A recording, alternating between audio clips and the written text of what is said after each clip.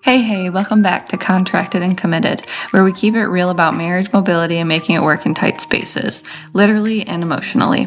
I'm Kelsey, and today we're talking about something every couple faces eventually: how to fight fair when you don't have a lot of space to escape to. Because let's be honest, conflict hits different in a 600 square foot apartment.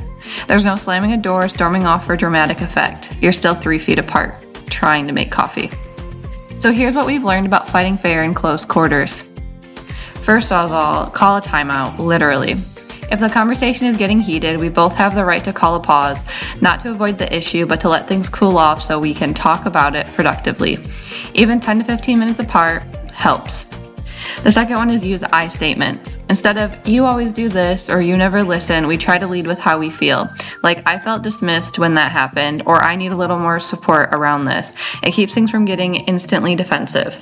Next, don't fight hungry or tired. Sounds basic, but seriously, many of our worst arguments were just poorly timed. We've learned to ask, is this actually a problem, or are we just exhausted and overdue for dinner? You should be shocked how often a snack solved it. Set physical boundaries respectfully. Even in a small space, you can say, I need to go sit in the car for a bit, or I'm going to step outside to breathe. Taking space isn't giving up, it's respecting the process.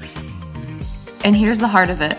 Fighting fair isn't about avoiding conflict. It's about handling it in a way that builds trust instead of breaking it, especially when you're living, working, and navigating life in tight quarters.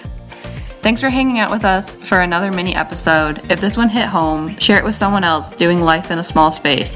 Tiny home, van life, contract housing, we see you.